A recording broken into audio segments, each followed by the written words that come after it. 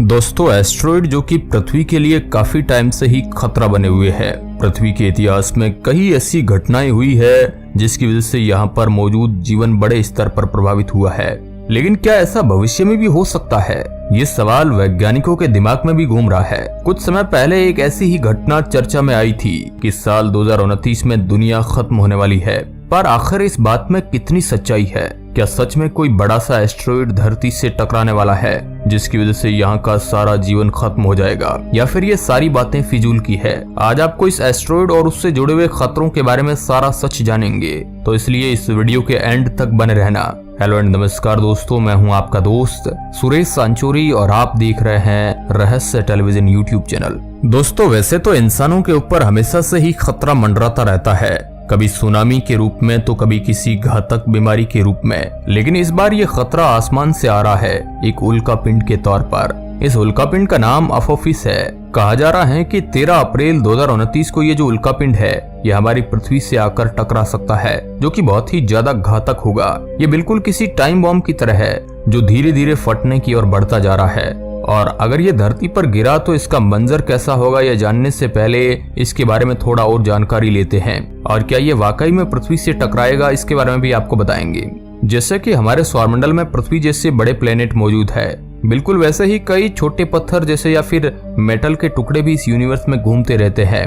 वह भी हमारी पृथ्वी की तरह अपनी एक्सिस पर सूर्य का चक्कर लगाते हैं, लेकिन कई बार ये अपने एक्सिस से बाहर निकल जाते हैं और फिर वह बस इस ब्रह्मांड में एक ही दिशा की ओर बढ़ते रहते हैं जब तक वह किसी चीज से टकरा ना जाए। इसी के साथ कई बार इन एस्टेरॉयड की एक्सिस ही ऐसी होती हैं कि वो किसी ग्रह से टकराएंगे या फिर वह किसी ग्रह के बाजू में से घूमकर निकल जाएंगे, जिनको रैकरिंग एस्टेरॉयड कहा जाता है। और अपोफिस भी वैसा ही एस्टेरॉयड है। इस एस्टेरॉयड का पूरा नाम 99942 अपोफिस है। और जो भी रैकरिंग एस्टेरॉयड होते हैं वह प्लेनेट के लिए खतरनाक नहीं होते, क्योंकि वे कुछ वक्त के गैप में आते हैं और ग्रह के पास से होकर गुजर जाते हैं। ऐसी घटना को कई लोग देखना भी पसंद करते हैं, लेकिन वहीं पर अब ये एस्टेरॉयड हमारे लिए वैज्ञानिक खतरा बता रहे हैं, क्योंकि ये पहले तो रैकरिंग एस्टेरॉयड था जो कि धरती के करीब 32,000 किलोमीटर दूर से जाने वाला था।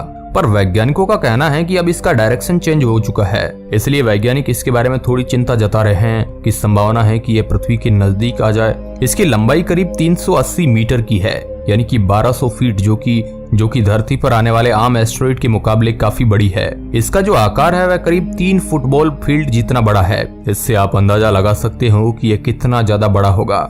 इसकी खोज 19 जून 2004 को 3 वैज्ञानिकों ने मिलकर की थी। इसकी खोज किट पिक इंटरनेशनल ऑब्जर्वेटरी में की गई थी। ये जो पूरा एस्टेरॉयड है यह चट्टान, निकल और लोहे से बना हुआ है। जब पहली बार साल 2004 में इसे खोजा गया था तब इसके ऊपर बिल्कुल भी ध्यान नहीं दिया गया था, क्योंकि उनको लगा कि यह और एक उल्कापिंड है जो कि धरती के बाजू से निकल जाएगा और इससे धरती को कोई भी फर्क नहीं पड़ेगा। लेकिन फिर धीरे धीरे ये जो एस्टेरॉयड है इसने अपनी डायरेक्शन को बदल लिया, जो कि खतरे का संकेत है। और जब वैज्ञानिकों को पता चला कि ये जो उल्कापिंड है ये धरती से आकर टकरा सकता है, संभावना है, तो वह वैज्ञानिकों के बीच बहुत ही ज्यादा पॉपुलर हो गया। अगर ये धरती से नहीं टकराता तो भी ये पृथ्वी के लिए हर हाल में खतरनाक है। ऐसा क्यों है, इसके बारे में हम आपको बताते हैं। सबसे पहली बात है कि ये इंसानी इतिहास में पहली बार होगा कि हम किसी एस्टेरॉयड को हमारी नंगी आंखों से जाते हुए देख पाएंगे। ये इतना ज्यादा तेज होगा कि 1 घंटे के अंदर कई मील पार कर लेगा। आप भी इसे अपनी खुली आंखों से आसमान में देख पाओगे, क्योंकि ये अफ्रीका से होता हुआ जब अमेरिका की तरफ बढ़ेगा तभी हम भी इसे देख पाएंगे। इसकी रफ्तार चंद्र ग्रहण की रफ्तार से भी ज्यादा तेज होगी। इसी के साथ ये बहुत ही ज्यादा ब्राइट होगा। कई देशों में ये रात के वक्त देखने को मिलेगा और अगर ऐसा हुआ तो उन देशों में यह किसी आम टूटे तारे से 30 गुना ज्यादा तेजी से चमक रहा होगा। ये बिल्कुल ऐसा लग रहा होगा जैसे कि आसमान से सूरज का गोला आ रहा है, और जिस जगह पर यह सुबह के वक्त दिखेगा वहां पर भी इसकी रोशनी काफी तेज होगी। और ध्यान लगाकर देखा जाए तो इंसान उसे भी अपनी नंगी आंखों से देख सकेंगे। अब अगर ये धरती से इतना ज्यादा पास से गुजर रहा है तो यकीनन ये हमारे लिए काफी ज्यादा खतरनाक होगा, और ये सच भी है। हालांकि दोस्तों ये पृथ्वी से शायद नहीं टकराएगा, क्योंकि संभावना है और संभावनाओं को हम हकीकत नहीं कह सकते हैं। सबसे पहले बात कर लेते हैं कि अगर ये धरती से टकरा गया तो क्या होगा। हम नॉलेज पर्पज के लिए बात कर रहे हैं। अगर ये धरती से टकराता है तो फिर ये जहां पर भी टकराएगा वहां पर बहुत ही ज्यादा तबाही हो जाएगी। ये 100 से भी ज्यादा किलोमीटर तक तबाही को लेते जाएगा। अंदाजे से कहा जा रहा है कि इसका इम्पैक्ट 1000 मेगाटन TNT से भी ज्यादा खतरनाक है, यानी कि इसका इम्पैक्ट करीब 100 न्यूक्लियर वेपन से भी ज्यादा खतरनाक होगा। अब आप अंदाजा लगा सकते हो कि इसका इम्पैक्ट कितना ज्यादा होगा। अगर ये समुद्र में गिरा तो ये काफी बड़े हिस्से को खत्म कर लेगा और वहां पर बहुत ज्यादा बड़ी सुनामी आएगी। इसी के साथ ये किसी देश पर गिरा तो उस देश का ज्यादातर हिस्सा बुरी तरीके से तबाह हो जाएगा और वहां के रहने वाले बहुत सारे लोगों की मौत हो जाएगी। उस देश की करीब 70% पॉपुलेशन मर जाएगी। अगर ये अच्छे खासे पॉपुलेटेड एरिया में गिरा तो ये एक ऐसा वक्त होगा जब एक देश नहीं बल्कि पूरी दुनिया हिल जाएगी, क्योंकि इसके टकराने के बाद वाला इम्पैक्ट भी बहुत ज्यादा खतरनाक होगा और ये आधी से ज्यादा मानव सभ्यता के लिए एक बहुत ही बड़ा खतरा बन जाएगा। और इसके टकराने से इतने लोगों की जान चली जाएगी कि हम गिन भी नहीं सकते और कई देश की अर्थव्यवस्था पूरी तरीके से तबाह हो जाएगी। लेकिन ये बात इतनी भी ज्यादा सिंपल नहीं है। अगर ये उल्कापिंड 2004 में धरती के लिए बिल्कुल भी खतरा नहीं था तो आज इतना बड़ा खतरा कैसे बन गया? दरअसल इसका और धरती का रोटेशन पीरियड काफी हद तक एक प्रकार है। जैसे कि सूरज का एक चक्कर लगाने के लिए धरती को 365 दिन लगते हैं, बिल्कुल वैसे ही इसको भी सूरज का एक चक्कर लगाने के लिए 324 डे लगते हैं। यानी कि धरती के और इसके ग्रेविटेशनल एक्सेस में ज्यादा फर्क नहीं है। पर प्रॉब्लम यह है कि ये सूरज का चक्कर बाकी प्लेनेट की तरह नहीं लगाता, बल्कि ये सूरज का चक्कर कुछ इस तरीके से लगाता है कि इसका जो एक्सिस है ये पृथ्वी के एक्सिस से मिलकर जाता है। ऐसे में कुछ सालों के गैप में कुछ ऐसा कॉम्बिनेशन बन जाता है और जब ये धरती के पास से गुजरता है तो धरती का गुरुत्वाकर्षण इसे अपनी तरफ भी खींच सकता है और इसका डायरेक्शन थोड़ा चेंज हो जाता है। इसकी वजह से जब वह दूसरी बार धरती के पास आता है तब वह धरती के और भी ज्यादा करीब से गुजरता है। ऐसे में पिछले कुछ सालों में धरती के पास आए बिना ही दूसरे प्लेनेट और ऑब्जेक्ट्स के ग्रेविटेशनल फोर्स की वजह से ये धरती के बहुत ही ज्यादा पास आ चुका है। इसलिए साल 2004 में जो उल्कापिंड हमारे लिए कोई खतरा नहीं था, आज वह बहुत बड़ा चिंता का विषय है।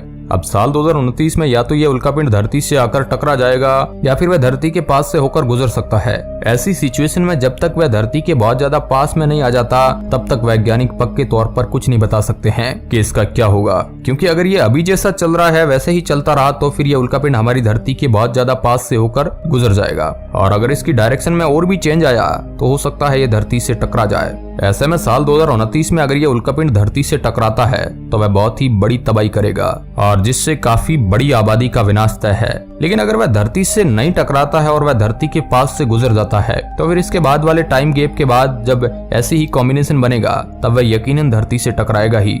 यानी कि अगर साल 2029 में ये धरती से नहीं टकराता है तो फिर साल 2068 में ये जो उल्कापिंड है ये यकीनन धरती के पास ऐसी और सिचुएशन क्रिएट करेगा और हो सकता है तब तक इसका आकार छोटा हो जाएगा या फिर ये किसी और ग्रह की लाइन में आ जाए। लेकिन अभी तो ये टोरिनो स्केल के हिसाब से 4th स्थान पर है, यानी कि ये दोनों तरीकों से खतरा है। अगर ये टकराता है फिर भी खतरा है और अगर ये नहीं टकराता है तो और धरती के पास से चला जाता है तो भी ये आगे आने वाले टाइम में पृथ्वी के लिए खतरा पैदा कर सकता है। लेकिन शायद तब तक वैज्ञानिक कुछ उपाय ढूंढ ले इसका, क्योंकि इस बार जब ये धरती के पास से जाएगा तब धरती के ग्रेविटेशनल पुल की वजह से इसका डायरेक्शन काफी चेंज हो जाएगा। यानी इसका सीधा सा मतलब ये है कि हर हालत में धरती के लिए खतरे की घंटी है।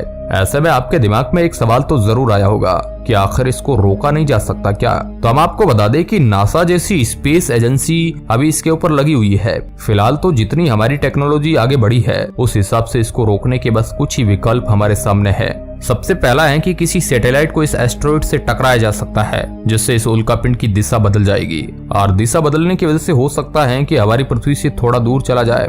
लेकिन फिर जब ये अगली बार आएगा तब हो सकता है इसका सीधा निशाना फिर पृथ्वी ही हो। पर ऐसा करने में एक दुविधा ये भी है कि अगर ये मिशन सही से नहीं हुआ तो फिर हो सकता है ये एस्टेरॉइड धरती के पास से गुजरने की जगह पर सीधा धरती से टकरा जाए। और दूसरा ऑप्शन जो कि सबसे कम रिस्क वाला ऑप्शन ये है कि उस एस्टेरॉइड के ऊपर 2 से 3 सैटेलाइट और रॉकेट लगाया जाए और फिर जो कि अपने कंबस्टेशन पावर की मदद से उसका पाथ चेंज कर सके। लेकिन ये बिल्कुल भी आसान नहीं होगा। और तीसरा और सबसे खतरनाक ऑप्शन है न्यूक्लियर या फिर हाइड्रोजन बॉम्ब। अगर इसका इस्तेमाल किया जाए तो फिर क्या होगा इसका कोई भरोसा नहीं है, लेकिन ये आखिरी रास्ता होगा। अगर वैज्ञानिकों को कोई भी विकल्प नहीं मिला तो फिर यही करना पड़ेगा जिसमें बहुत ही ज्यादा रिस्क है। फिलहाल तो साइंटिस्ट कह रहे हैं कि अभी तो धरती के बहुत पास से निकल जाएगा। मान लीजिए इस एस्टेरॉइड के टकराने का 1% भी चांस भी है तो ये बहुत ही ज्यादा हमारे लिए डेंजरस है। अब आप इसके बारे में क्या सोचते हैं कमेंट बॉक्स में जरूर बताएं। वैसे डरने की जरूरत नहीं है, साइंटिस्ट कुछ ना कुछ इसका उपाय तो ढूंढ ही लेंगे। वीडियो के अंत तक बने रहने के लिए आपका बहुत बहुत धन्यवाद।